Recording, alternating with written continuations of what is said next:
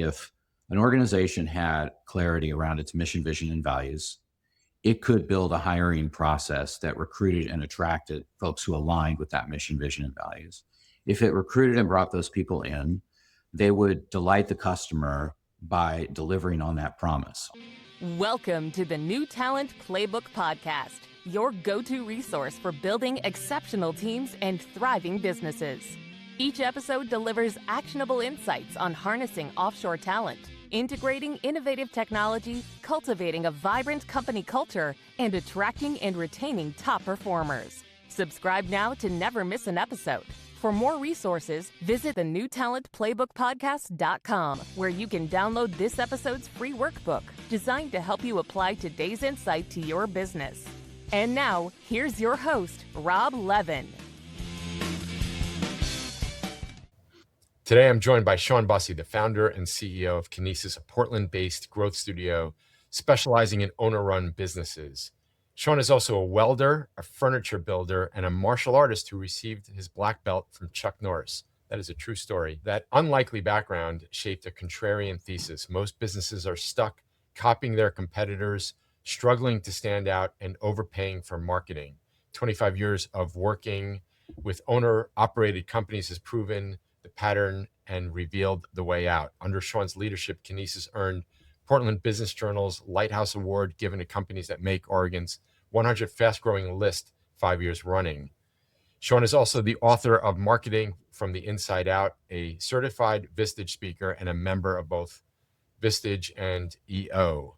Before we jump in, I will tell you that I have learned a ton from Shawn and the book that I mentioned, Marketing from the Inside Out. It is a lot of the basis for which a lot of my ideas, including the ideas that I put in the New Talent Playbook, came from. So Shawn, welcome to the show, and let's dive right in. Well, thanks for having me. It's a very gracious introduction. So Shawn, one of my many takeaways from you is that there's an intersection between brand and culture. And one of the things that I talk about till I'm blue in the face, culture is more important now than ever. So tell us about this connection between brand and culture. And even if you want, go ahead and define, in your words, brand and culture.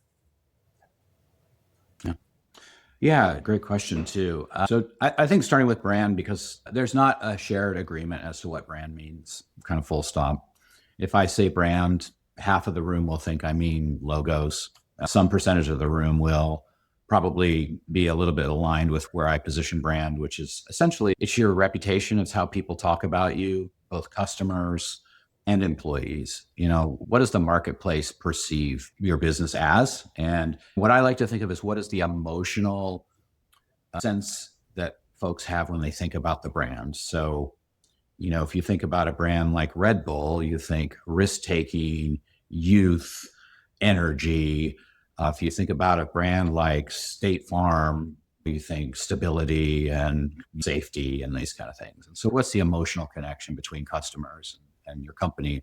And when I say customers, I believe there are two primary customers, right? You have your clients who pay you money, but then your other customer is your culture and your team. So that brand is that intersection between those groups. And you might even say a third group would be, say, suppliers and vendors. You know, I think those are customers too, and a great resource to Yeah, I want to come back in a little bit about how your talent, your team is a customer. I couldn't agree more. And I want to come back to that. Before I do that, just connect the dots a little bit on culture and brand. And well, I'll leave it at that. Yeah. I would say we've had kind of two really powerful moments in our company's history that have shaped our ideology about culture, and it's as an untapped opportunity. So experience number one was way back in like the early 2000s. We were working with nonprofits as a customer base. So we had nonprofits and we had for-profits. And what we observed is that the nonprofit clients had people who were passionate about working for them and working for $0. Like, I mean, I'm exaggerating a little bit, but dramatically underpaid. So they were working for very little money and giving their heart and soul to these organizations. And then you had for-profit organizations that paid their employees well and were struggling with people not actually really caring about the business whatsoever. And so we had an idea that if we could bring some of that energy that nonprofits had with their teams into the for-profit sector, that would be an opportunity to make companies better, just more efficient, better place to work, higher performing, a strategic advantage. And kind of the tagline we had was like having for-profit businesses operate with the heart of a nonprofit and having nonprofits operate with the mind of a business. So making nonprofits a little bit more strategic and making for-profits kind of more values and mission centered. And so we helped private businesses start to shape their mission, their vision, and their values from the early 2000s. So we were really early to market on that idea. And then the second thing that was really impactful was post Great Recession. So say 2010, we had a lot of companies that were really beat up, a lot of clients that had struggled through the recession, and they didn't have very much money. Like they were really struggling. And so with limited resources, we were like, well, how can we help these companies grow? And what we discovered through really experimentation was that for every dollar we put into culture, that we put into writing meaningful job descriptions that were tied to the mission and purpose of the organization, we would return $5, $6, $7, $10. It was just crazy how much more effective that focus was than, say, throwing money at marketing. Connect the dots for us on that one. Yeah. So you're putting money into culture. Yeah. Some of the things you talked about, you can elaborate on that too. How did that translate into growth and profit? Yeah, that's a great question. Now, to be fair, we were working with established businesses. So this is a little different for like startups. They need to get to customers. They have no customers, right? So that's not a problem we were facing. The problem we were facing was we had mature businesses who had clients. And so we had a theory, and the theory was what we wrote about in Marketing from the Inside Out, which is that if an organization had clarity around its mission, vision, and values, it could build a hiring process that recruited and attracted folks who aligned with that mission, vision, and values. If it recruited and brought those people in, they would delight the customer by delivering on that promise, on that brand promise of, like in our case, Kinesis, we're an organization, our mission is transformation. We would hire people who could deliver transformation to our clients. Those clients then would become really delighted customers and, in effect, your marketing engine. Your customers would become referrers. They would become advocates in the community. When an employee would leave a customer and go to a new business, they would bring you with them. So it was a virtuous cycle that we were creating through, I say culture, but it's really about brand strategy of standing for something, hiring people who could deliver on that, and attracting and retaining customers who valued and appreciated that, such that they spent more with you, stayed with you longer. This wasn't like just something we made up. There's some really good academic research around that I was reading at the time. I'm like, retaining customers is the strategy. This is long before SaaS had become the second word out of every business owner's mouth. Like it was retain customers as long as possible was the most profitable strategy. In order to do that, you needed a team who delighted the customer. It's funny you use the word delighted, because the whole time as you're speaking, I'm thinking like you have a strategy and then you have people delight the customer. Period. That's it. Do that. And then the rest of that, like growth and profits and all of that other fun stuff will happen. And that creates the brand, essentially, right? That became the brand, both internal and external. And so if you think about where I see so much waste happening in a business, it's either marketing spend or recruiting spend. And I have some contempt for both industries. And the reason I have contempt for both industries in a loving way is that they are often a function of basically poor performance, right? I have to pay recruiters an outsized fee because people don't know about my business or we're not remarkable. I have to pay marketers and their budgets way higher amounts because I don't have a remarkable thing that I'm putting out there into the universe. So it's that being remarkable consistency that is a strategic lever, or it's a penalty you pay for not having it in recruiting and in marketing. And so that's when I like to say you're overpaying for marketing or recruiting, that's a function of failing in somewhere else in your organization. Okay, we just covered a lot of ground, and there's a lot of power in that. And what I mean by that is strategy and then culture at Work Better Now, I invented a phrase here that we love using, which is like, just create constant wow experiences, not only, by the way, for your clients, but for each other and for our talent and for our vendors and all of that stuff. And if anybody's like, well, why should we do it for this group or whatever? Because it's fun, right? Why not? And that creates your brand. Whenever I deal with Work Better Now, even if it's over something that's a problem, I walk away delighted. You walk away delighted. You can't build a better brand than that. I hope that people say this. When I think about Work Better Now, I feel delighted. Like, you do that, you're going to do pretty well.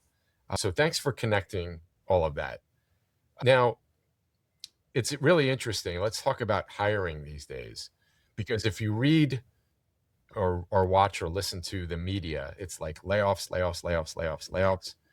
Yet the data on small businesses, and we both know that small business is one hell of a giant bucket with many different parts to it. The data on small businesses is that it's never been harder to find great talent, or just to find people. I mean, NFIB, National Federation of Independent Businesses, they might lean a little bit more on the retail side, but they have basically said 7 out of 8 of their members have said that it's either impossible or nearly impossible to fill all seats, and they have empty seats.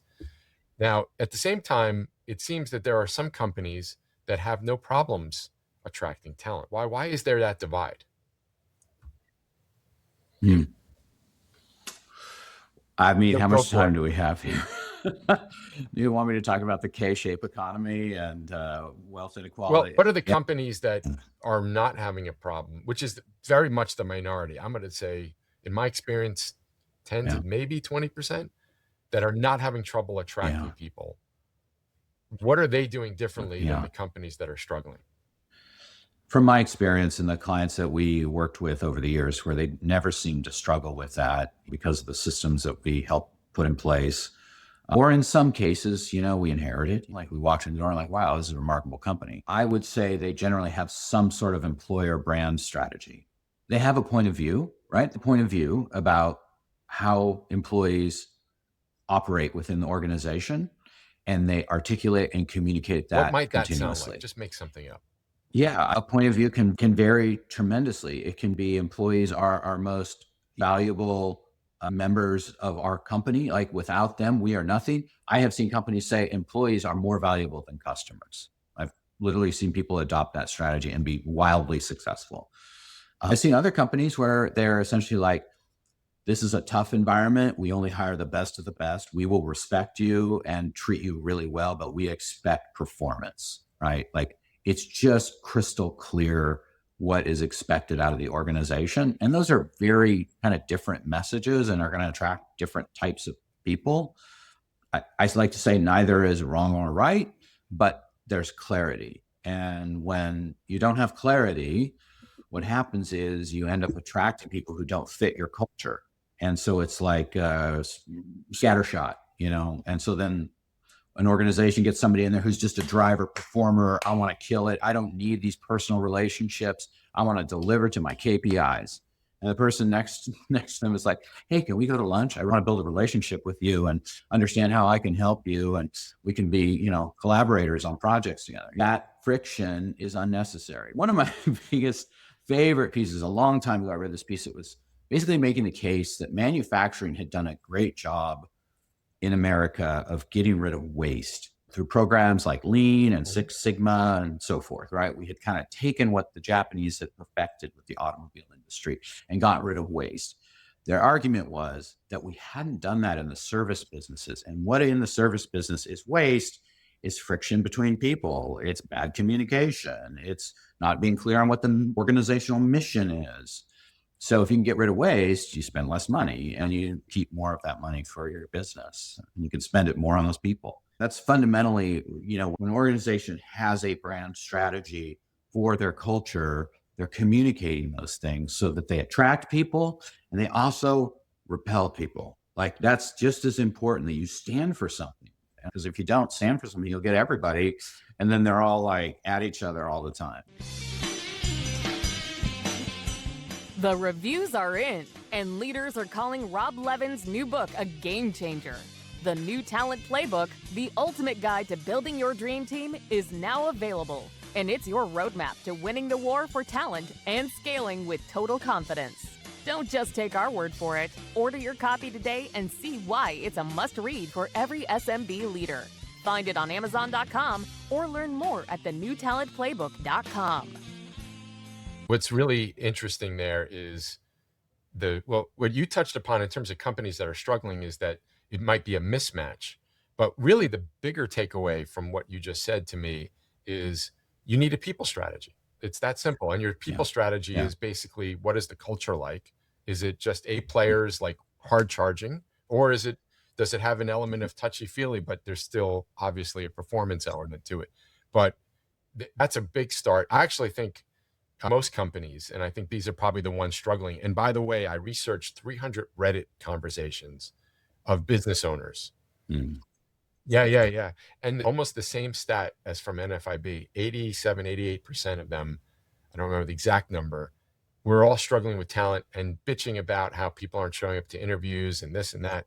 And there was another 12% saying we're doing great. And then when you looked at the conversations, those companies had a big effort. They put an effort into defining and building and maintaining a strong culture. Yeah.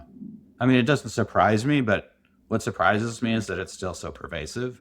It's not like this is rocket science here. That's a great idea. Something people can do. And I did this the other day. I had a client who didn't choose us for this like next phase of work. And I was really bummed because I was like, oh man, we can build this great brand strategy. And instead he chose to kind of insource it. And so now he's revealing all that work. And I was like, that's interesting. He hired us because he had seen this work we had done for this other client. Now he's got this own thing. So I took AI and I was like, hey, AI, look at these two sites and contrast them on brand strategy, messaging, positioning, differentiation. And it was just like, and it was a rough scorecard. And I know I'm like sort of tooting my own horn here, but he has no awareness of this. He cannot see the gap between his brand strategy. Shawn, that's 7 out of 8 business owners. That correlates with my experience, and it must correlate with your experience too. For sure. And it's now what's great about AI is it's really cheap. You can say that's to AI, hey, look at my website. Tell me what my employer strategy is. And it will come back and tell 7 out of 8 people, you have none. Or it's like a 2 out of 10. Or score me. Okay, now look at people who are in my industry that I'm competing directly with. How are they doing on employer brand strategy, and rate them? And, so you could get basically a reasonably competent consultant for free to tell you, you're not doing a good job. In what way am I not doing a good job? Right. At least then you'll have awareness. And so that's, I think, something really interesting, because in that case I was sharing with you, like, he doesn't have awareness, like he doesn't know. And that's the problem. Most of us really struggle to see through the eyes of an employee because we have not been employees in a long time, or we've been a different tier. Or we were an employee a long time ago. I also think that the conventional wisdom, and I know you're a big fan of conventional wisdom, that is meant to sound sarcastic. The conventional wisdom is, okay, I need a business strategy. I need to focus on sales. I need to keep an eye on my competition. That's the conventional strategy. Love your take on this. It's very clear to me, feel free to disagree, that the need for having a strong culture, however you might define that, but like a good, healthy culture, that can mean a lot of different things. But to have one by design as opposed to by default is more important now than when it was when you wrote the book 15 years ago or so, because the younger generations in the workforce, say what you want about Gen Z, and some of it might be true, but the younger generations in the workforce, particularly the stronger players there, they're demanding that. They want this. They want to be a part of something special. They want to be a part of a special environment that has a mission that they can buy into. And I think that Gen Z, maybe millennials as well, that desire is actually spread throughout the entire workforce. Have you seen that as well? And how might that be showing up? Boy, this is another can of worms here. There's one group that is just like, that Gen Z, they're useless, blah, blah, blah, blah, complain. They don't show up for this job. And then there's another, like, I've got some Gen Z employees that are fantastic. And like, how can both be true, right? And so I think a lot of it is more of a mirror than anything. It's like, what are you doing? Yeah. I mean, the millennials were the start of this thing. I'm Gen X. I think you're Gen X. And maybe you tell me, what was the default attitude you were supposed to have about work when you were, say, a teenager. You're lucky to have a or even job. in your 20s. Lucky to have a job. Exactly. And you're going to work your ass off because you don't want to lose that job because it's so precious and scarce. That was a default. And now people like you and I are in charge, right? We grew up with Who the that hell put idea. us in charge? I know. It's by default. The boomers are just signing off eventually. So yeah, I think it's two generations that have very different set of values from what you and I grew up with. And also a lot of them are skeptical about work in general, like the inability to buy homes. I mean, this gets back to my K-shaped economy and, struggles with the modern world. And a lot of them are opting out. A lot of them are like, I'm not going to do this. I don't know what they're going to do, but so I think you get a lot of that. And I think you want an employer strategy that filters out the people who fundamentally want to opt out. And I think people waste a lot of time on that sphere. And there are strategies you can employ to kind of weed out the folks who are never going to show up. They want something different, and they want work to be meaningful in a way that maybe our generation didn't think of. I didn't go to my dishwashing job when I was 15 and say, like, what's the mission and values of our organization? You got your $3.35 an hour. And yeah. So it's a different world. One suggestion is identify who your great employees are and get somebody to interview them that's not you, ideally not in the company, and knows how to ask really good questions. Why do you stay here? What do you like about it here? What's important to you? Find out what really great customers look like, your ideal customer profile we use in marketing all the time. Who's your ideal employer profile? And write that down. I figured out a long time ago that folks that work at Kinesis are often children of entrepreneurs. It was just this weird anomaly. I mean, wow, 80% of our employees are children of entrepreneurs. And very disproportionate. Yeah, it was wild. I think it's because they grew up in a dynamic environment. That's a nice way to put it. And so they could handle change, right? And change is a comfortable thing for them and not a scary. And we're living in a time of insanely fast changing stuff. Whatever it is, it's changing pretty much. Yeah. So Shawn, you started to actually answer this question, which is, all right, so somebody's listening to this. They own a logistics business or a construction business or home services or whatever it might be. And they're like, all right, this guy, Shawn, he's onto something here. I got to really up my culture game here. And where would you suggest that they start? I didn't get on the podcast to promote my book. It's now 10 years old, but I wrote the book for that person, where maybe they couldn't afford to hire Kinesis, or we just weren't in the same market or whatever. There's a playbook there that's like, do this, this, this, this, and this. And the number one thing is you have to get to a mission, a vision, and values. Most people have done some sort of exercise like that. And I would tell you about 50 to 80% of them have done it in the wrong way. And the bad news I have for folks who've done it, there are certain words that if they are part of your mission, vision, and values, you've probably done the wrong way. Those words are like integrity, excellence, teamwork. Those are not bad words, but they're overused words. And most younger employees won't actually believe them to be true. And they're also nouns and not verbs. So in the book, I talk about shaping values as verbs so that they can be action oriented. And you can ask people if they're engaged in that value. So the framework we've developed around values as verbs, a mission as a one-word statement, a vision as the big dream, like all those ideas, if you do not have those, it's like building a house without a foundation. So that's the first piece. And from there, then I would say your next biggest lever, at least this is my experience, is to rewrite your job descriptions. And to write your job descriptions from a place of purpose and culture, and then to reduce down on the priority list the actual technical skills that you need people to do. You want people to adopt the culture and the reason for being first, and the technical skills second.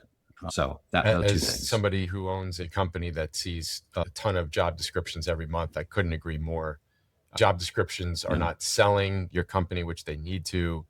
They're full of way more requirements that are necessary, which is keeping you away from really good talent. You're not focusing first on cultural fit, all of those things. Shawn, this has been absolutely awesome. And I got to say this again, Shawn's book, Marketing from the Inside Out, was really got me thinking totally differently about talent, set me on this path. That part of that influenced Work Better Now's creation. In fact, Work Better Now was created in a bar in Portland, Oregon. It might have been after I met you for a beer, by the way, which that part didn't have anything to do with it, but just saying that's there. And it was, I do remember that. I do remember you saying to me, this isn't a marketing book. I remember that like crystal clear, like it was yesterday. And that was I think a very astute observation. I hadn't really thought about it that way. But you're like, this is the business. This is how to run the business. And I thought that was a very kind compliment.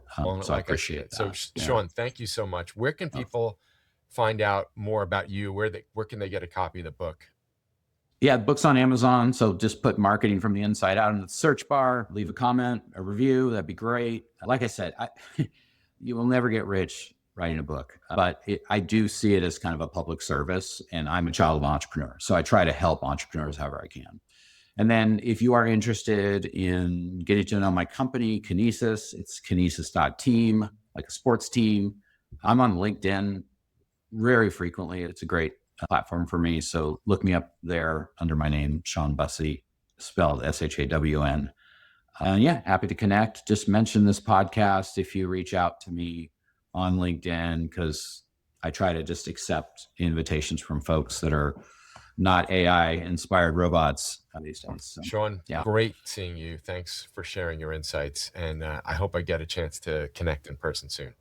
Yeah, me as well. Thanks, Rob. Thanks for listening. The New Talent Playbook podcast is brought to you by Work Better Now.